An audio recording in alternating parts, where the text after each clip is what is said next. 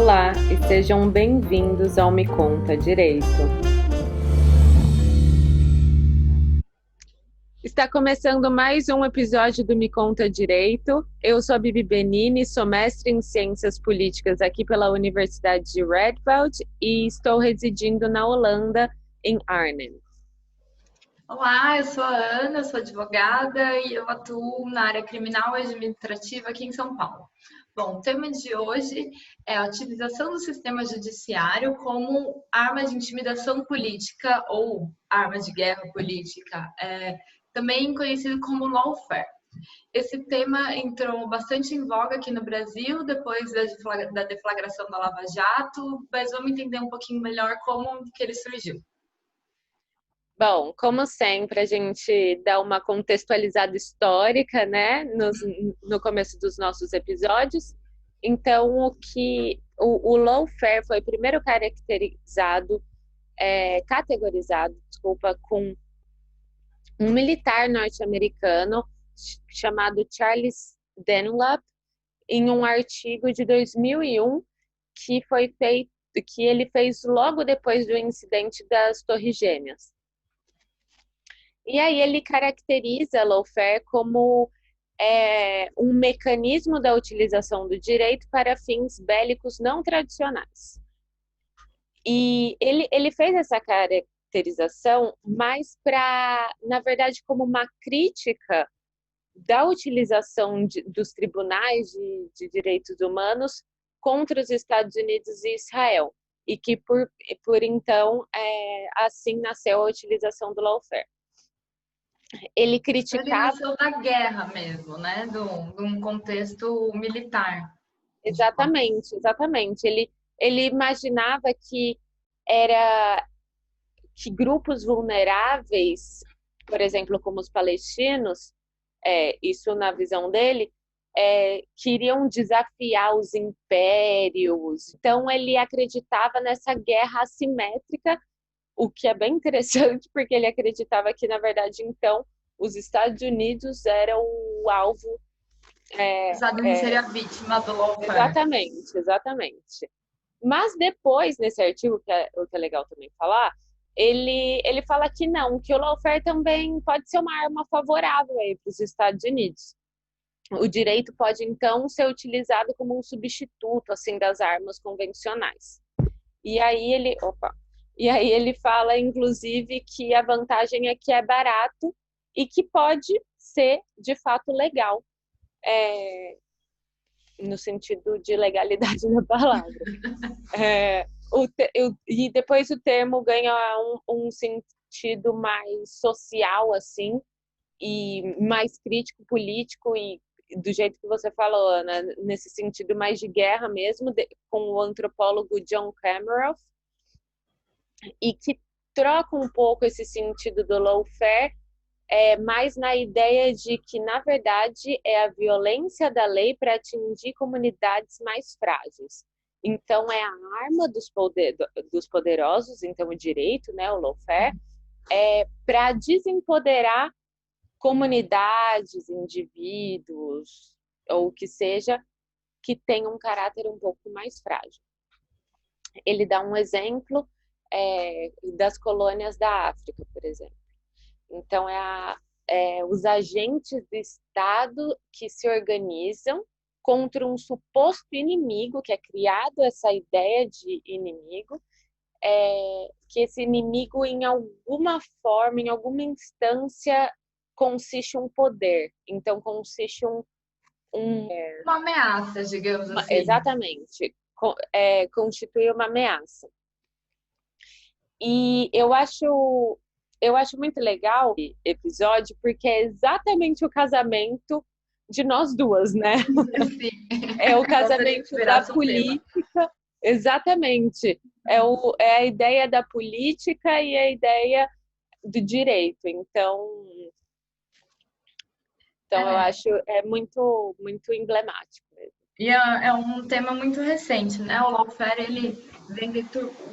ele deturpa o lugar do direito como um pacificador social para se tornar um instrumento de guerra, né? Então, qual que é o lawfare contemporâneo que a gente vê hoje no Brasil? É o uso não só do sistema judicial, mas também do sistema legislativo para e hoje em dia é muito importante o papel da mídia, a gente tem que destacar isso também, para atacar esse inimigo. E esse inimigo ele é construído de acordo com os interesses econômicos da época, interesses políticos de determinados grupos. Então, por Isso. exemplo, a gente tem o maior exemplo de lawfare aqui no Brasil, falando rapidamente, né? Já dando spoiler que depois vai ter um episódio específico sobre isso, mas é a Uhul! Lava Jato, que foi criado um inimigo comum, que seria os corruptos, e aqui, sem fazer juízo de valor, é claro que a população tem todo o direito de se, e o dever de se revoltar, né, contra aquilo que não está certo, mas foi criado, e aí qualquer um que passasse a ser acusado de corrupção, suas garantias constitucionais e fundamentais, garantias processuais, eram postas de lado e ocorria uma verdadeira caça às bruxas. E a mídia com um papel muito grande dentro de tudo isso. Então a gente teve, agora eu não me recordo se foi o Globo ou a Folha que criou até um mecanismo de busca próprio para pesquisar notícias relacionadas à Lava Jato. Então, a É, mídia ela foi muito presente durante toda a investigação, durante todos os julgamentos, e se criou um inimigo que a gente viu logo nas eleições seguintes um resultado muito expressivo, o resultado do lawfare nas urnas. Então, eu acho que a gente teve pela primeira vez um número muito grande de pessoas novas sendo eleitas, né? Pessoas e deputados, senadores antigos tidos como essa velha política, corruptos não eleitos. O problema é que a gente tem que tomar muito cuidado com a narrativa que é construída, né? Porque então, eu acho muito legal você trazer isso, porque é exatamente isso que eu coloco como ponto-chave do lawfare, que é a utilização do discurso mesmo, né? O lawfare a gente pode até pegar que é exatamente uma coalizão quase com a teoria da guerra, que foi muito bem vista e utilizada, na verdade, durante a Segunda Guerra Mundial e que com o estado de exceção. O estado de exceção que foi falado pelo jurista alemão, o Carl Schmitt. Carl, portanto, ele falava que as instituições da época, né, antes então do Estado nazista tomar poder, é, as instituições não estavam funcionando normalmente, estava acontecendo um caos social, então para a sobrevivência do Estado deveria haver um estado de exceção. Então, ele realmente utilizou desses macetes, né, de discurso, de manipulação, do lawfare, de fato, ele era um ele foi considerado o maior jurista alemão do Terceiro Reich. Então, realmente é esse casamento mesmo do direito com a política e que ele colocava exatamente isso, o combate ao inimigo, o foco em combater então as pessoas do bem, né, contra o inimigo. Então, e isso tudo com um estado de exceção, esse estado que pega a jurisprudência como alteração do padrão, né, para poder fazer as medidas necessárias para implementar as questões primordiais para o Estado. E o estado de exceção, que é exatamente o lawfare, que é isso que eu acho interessante, inclusive nosso link aqui, de que o estado de exceção busca essa exceção, né, como soberania, então estar acima da lei para poder executar medidas necessárias, que é exatamente o lawfare, inclusive mais no âmbito do direito aí, né, Ana? sim, e acho que é muito importante a gente destacar qual é o problema nisso tudo também, né? Porque Pode parecer, num primeiro momento, não, tudo bem. Aqueles que são fãs da Lava Jato vão falar, não, mas tudo bem. Foi atingido um objetivo que era maior. Só que qual é o problema em tudo isso, né? Quando a gente permite que alguns princípios, algumas diretrizes de um Estado democrático de direito sejam desrespeitadas, por exemplo, a própria concepção de inimigo, a própria criação de um inimigo comum é completamente incompatível com um Estado democrático de direito. E quando a gente Uhum. permite que isso aconteça e ocorre uma perseguição midiática e judiciária chancelada pela população, a gente está falando para os julgadores, né, para juízes, desembargadores e ministros dos tribunais superiores, que tudo bem eles desrespeitarem uma lei ou outra, um artigo ou outro da Constituição. E a gente tem que entender que a função desses operadores da lei, né, que integram o judiciário, não é de agradar a população, tanto que não são cargos representativos, não tem eleição. A É. função deles é garantir que a lei seja aplicada e e aquilo que a Constituição fala, né? Principalmente no caso do STF. Então, quando a gente está, mesmo que para um objetivo que no primeiro momento pareça legítimo, a gente tem que tomar muito cuidado quando a gente permite que esse tipo de situação ocorra. E aí eu também entro em outra questão de, por mais que esse objetivo pareça legítimo, nós não podemos ser ingênuos de achar que esse objetivo não são criados por poderes maiores, né? Não são bem poderes que eu quero dizer, mas sim interesses maiores, como interesses econômicos, de repente. Então, se a gente tem um governo que não está favorecendo determinados interesses econômicos, pode ser que haja uma grande pressão e a partir disso ocorra uma perseguição desse governo ou daqueles simpatizantes dele, né? Então, o lawfare é justamente isso, é o uso desses instrumentos jurídicos e legislativos e da mídia para que essa perseguição política tenha uma aparência de legalidade. Só que Aham. não é exatamente o que acontece.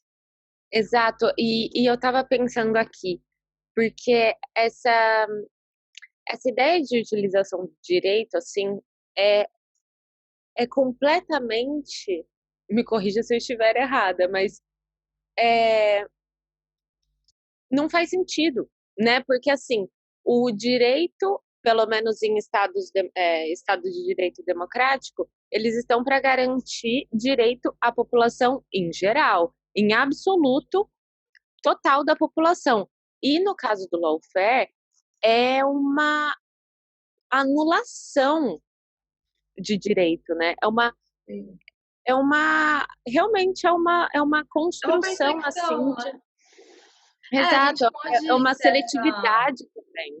interpretação. O direito, como eu disse no começo, ele deveria justamente ser o pacificador social, Uhum, né? Claro, seus problemas, tal, mas de maneira geral a gente poderia classificar o direito como um pacificador social e não como um instrumento de perseguição, porque quando ocorre a perseguição, a maioria das vezes quando a gente tem visto ultimamente muitas decisões fundamentadas em informações que não estão nos autos do processo, mas estavam na mídia. Então, uhum. assim, É, o próprio direito deixa, apesar dessa perseguição ocorrer pelo meio judiciário para que se tenha uma impressão de legalidade, o próprio judiciário deixa a legalidade de lado e começa a desrespeitar princípios constitucionais, garantias processuais. Então, a gente tem, na minha opinião, um verdadeiro pandemônio. aham, exato. Eu acho muito interessante como é parecido o conceito de warfare, de que, né, da utilização também de todos os meios para garantir a utilização de um poder, né, de novo, principalmente da demonização do inimigo e tudo mais, e como, inclusive, a mídia também tem papel necessário e primordial, inclusive que a gente pode ver em, em todos os warfares. É, acabei de citar o Estado nazista, que também a mídia foi é, primordial. E, Bibi, que eu estava aqui pensando, é, esse uso do judiciário, né? A gente vê até o judiciário famoso no Brasil, as pessoas sabem o nome dos ministros e tal. E esse uso e essa cobertura midiática tão intensa, eu fico pensando se é uma característica bem brasileira, se é uma característica da América, e como que é isso no cenário internacional? É uma pergunta boa. Eu acho que é mais um caráter latino-americano, assim. A gente falando muito dessa questão de desumanizar ou colocar como alvo um inimigo, essa dualidade, me lembra muito os princípios também de populismo. E que na América Latina a gente tem uma história todinha baseada em regimes populistas. Spoiler, não acabamos. Antigamente a gente tinha populismo mais ligado à esquerda, hoje em dia a gente tem populistas da direita no poder, aqui na América Latina, e que eu acho que vem disso, assim, dessa utilização do dualismo, sabe?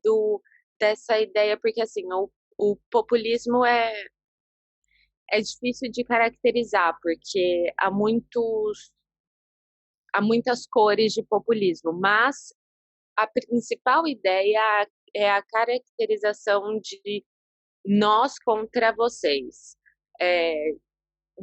Né, do mal e do bem, desse dualismo, e que nesse intermeio perde muitas cores. E que é exatamente o que o lawfare tem, né? Que é o caráter do lawfare.